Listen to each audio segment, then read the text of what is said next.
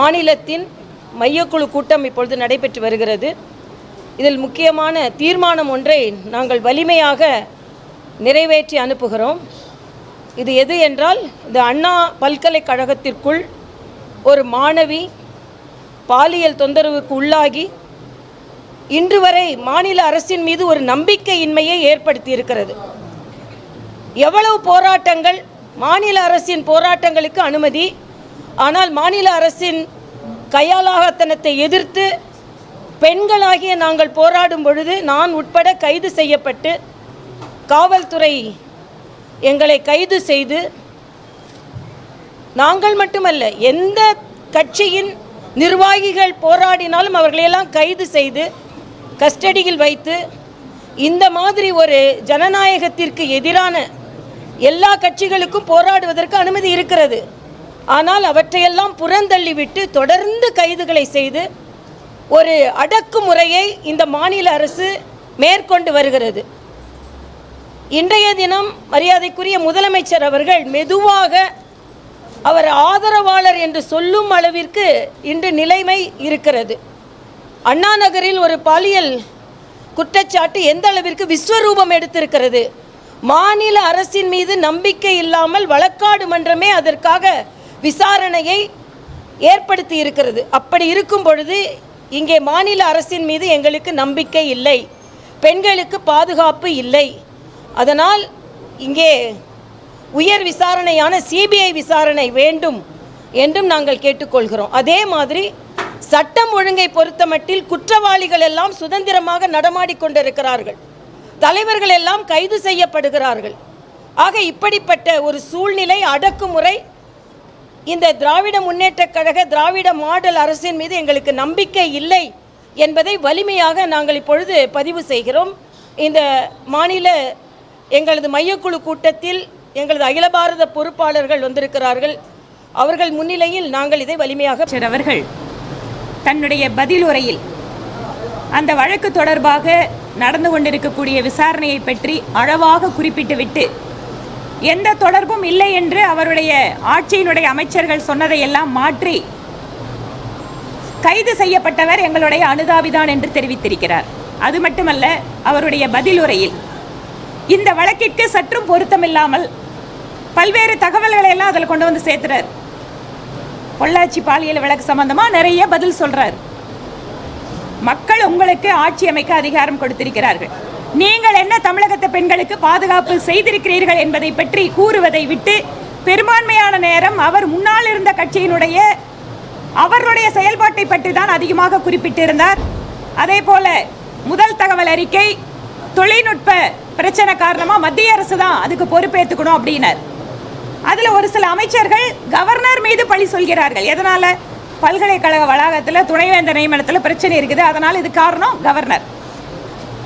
பல்கலைக்கழக வளாகத்துக்குள்ள நடந்ததால துணைவேந்தர் பிரச்சனை இருக்கிறதால கவர்னர் பொறுப்பேற்க வேண்டும் என்றால், பொது இடங்களில் நடக்கின்ற அத்தனை பெண்களுக்கு எதிரான குற்றங்களுக்கும் மாநிலத்தினுடைய முதலமைச்சர் தான் அவர் பொறுப்பேற்றுக் கொள்ள வேண்டும். ஏன் இதை தவிர்க்கிறாங்க? வேண்டுமென்றே இந்த கவர்னர் விஷயத்தை கூட மக்களுக்கு எந்த பிரச்சனைகளை பற்றி விவாதிக்க வேண்டுமோ சட்டப்பேரவையில் அதை பற்றிய தகவல்களை, அதை பற்றிய விவாதம், இதையெல்லாம் மூடி மறைப்பதற்காக சம்பந்தமே இல்லாத பதில்களை மாநிலத்தினுடைய முதலமைச்சர் இன்று சட்டப்பேரவையில் தெரிவித்திருக்கிறார். அந்த பதிலில் எங்களுக்கு திருப்தி இல்லை. முன்னாடியே இவங்க சொன்ன மாதிரி, டாக்டர் தமிழிசை அம்மா சொன்ன மாதிரி சிபிஐ விசாரணை வேண்டும் என்பதை பாரதிய ஜனதா கட்சி வலியுறுத்துகிறது.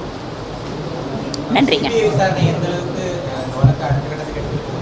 இல்லை, இதில் குறிப்பாக மாநில அரசின் மீது நம்பிக்கை இல்லை என்று சொல்வதற்கு காரணம், இன்று முதலமைச்சர் தொடர்ந்து குற்றம் சாட்டி கொண்டிருந்தோம், இது திராவிட முன்னேற்ற கழகத்தோடு தொடர்புடையவர் என்று. இன்று அனுதாபி தான் அப்படின்னு சொல்கிறார். அனுதாபி மேலேயே முதலமைச்சருக்கு இவ்வளவு அனுதாபம் இருந்ததுன்னா, அப்போது அவங்க முக்கியமானவர்களெல்லாம் கூட உட்கார்ந்து சாப்பிட்டு கொண்டாடி கொண்டிருக்கின்ற திராவிட முன்னேற்ற கழக தொண்டராக இருந்தால் எவ்வளவு தொண்டராக இருக்கலாம். ஆனால் இன்றைக்கி அனுதாபின்னு முதல் சொல்கிறாங்க. இன்றைக்கி ஒன்றும் சம்மந்தமே இல்லைன்னு சொன்னாங்க, அப்புறம் இப்போ அனுதாபின்னு கொண்டு வராங்க. நாளைக்கு நாம் ஏற்கனவே உறுதி செய்ய முடியும் அவங்க அந்த கட்சியை சார்ந்தவர்கள் என்று.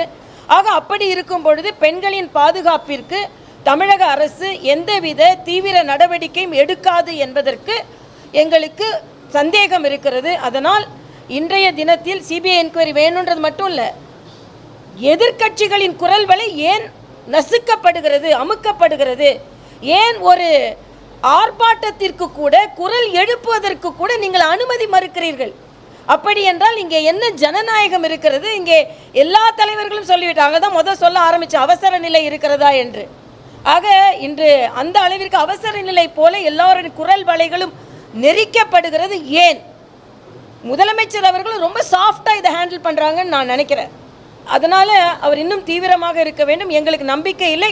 பெண்கள் எல்லோரும் தமிழக அரசின் மீது நம்பிக்கை இழந்து கொண்டிருக்கிறார்கள் என்பதை நாங்கள் வலிமையாக பதிவு செய்கிறோம். என்ன சொல்கிறது, மக்கள்கிட்ட தான் கேட்கணும். சென்னையும் கோவைனா அப்போ அண்ணா பல்கலைக்கழகத்தில் நிகழ்ச்சி இது ஒரு குற்றம் நடைபெறவே இல்லையா? அப்போ இதை ஒரு குற்றமாக எடுக்கலையா அவர்? ஆக இதை பாதுகாப்புன்னு நினைக்கிறாரா? பாதுகாப்பாக பாலியல் குற்றங்கள் நடக்கிறதுன்னு நினைக்கிறாரா? இது ரொம்ப கடுமையான வார்த்தைகள். இப்போ சென்னையும் கோவையும் தான் காப்பனா, அப்போ மற்ற மாநிலம், இப்போ திருநெல்வேலியில் ஒரு பெரிய பிரச்சனை நடந்துட்டுருக்கு. தருமபுரியில் ஒரு பள்ளி மாணவியே பாலியல் பலாத்காரம் செய்யப்பட்டார்கள். வேலூரில். ஆக இன்னைக்கு நாங்கள் பிளாட் போட்டுக்கிட்டு இருந்தால் தமிழ்நாட்டில் எந்த மாவட்டமும் பெண்களுக்கு பாதுகாப்பு இல்லாத மாவட்டமாகத்தான் இருக்கிறது என்பதை நாங்கள் பதிவு செய்கிறோம். அதனால் முதலமைச்சர் இதோ இது ரொம்ப அது மாதிரி உயர்கல்வித்துறை அமைச்சர், இது ஒரு சாதாரண தனிப்பட்ட நிகழ்வு, இதையே அரசியலாக்குகிறீர்கள் என்று கேட்பதெல்லாம் சரியானது அல்ல. ஆக பெண்கள் மீது உள்ள அக்கறை இல்லாமல் இந்த அரசு நடந்து கொண்டிருக்கிறது என்பதை நாங்கள் பெண் தலைவர்கள் எல்லாம் வலிமையாக பதிவு செய்கிறோம். அதான் எங்களோட தீர்மானம். கட்சி முடிவு பண்ணுறோம். கட்சி முடிவு பண்ணுறோம். நாங்கள் அது லீகலாக அப்ரோச் பண்ணலாமான்னு கட்சி முடிவு பண்ணுறோம். இப்போ நாங்கள் இன்னைக்கு எங்கள் கட்சியோட இளைஞரணிக்காரங்க போராட்டம் நடத்தியிருக்காங்க. அவங்கள வந்து கைது பண்ணி கொண்டு போய் உள்ள வச்சிருக்காங்க. அதாவது ஜனநாயக ரீதியாக ஒரு அரசியல் கட்சிகளுடைய குரலை கூட கேட்பதற்கு இந்த அரசு தயாராக இல்லை என்பதுதான் யதார்த்தமாக இருக்கிறது. நேற்று திமுக கழகத்தின் ஆர்ப்பாட்டத்திற்கு எப்படி அனுமதி கொடுத்தீங்க? ஏன் யாரையும் கைது செய்யலை? அப்போ எங்களை ஏன் கைது செஞ்சீங்க? அப்போது திமுக ஆர்ப்பாட்டம் நடத்தினால் சட்டம் ஒழுங்கு பாதுகாக்கப்படும், பாஜக ஆர்ப்பாட்டம் செய்தால் சட்டம் ஒழுங்கு பாதிக்கப்படும். இது என்ன நியாயம் என்றே எங்களுக்கு தெரியவில்லை. முதலமைச்சர் பதில் சொல்லட்டும். நன்றி. இல்லை, எந்த கட்சியை சார்ந்தவர்களாக இருந்தாலும் குற்றவாளி தான். அதில் என்னமோ நாங்கள் வந்து இந்த கட்சின்னா அந்த கட்சி இல்லை. பெண்கள் மீது பாலியல் பலாத்காரம் மட்டுமல்ல, அடக்குமுறையை ஏவி விடுபவர்கள் எந்த கட்சியாக சார்ந்தாலும் குற்றம் தான். சரிப்பா, நாங்கள் ரிசல்யூஷன்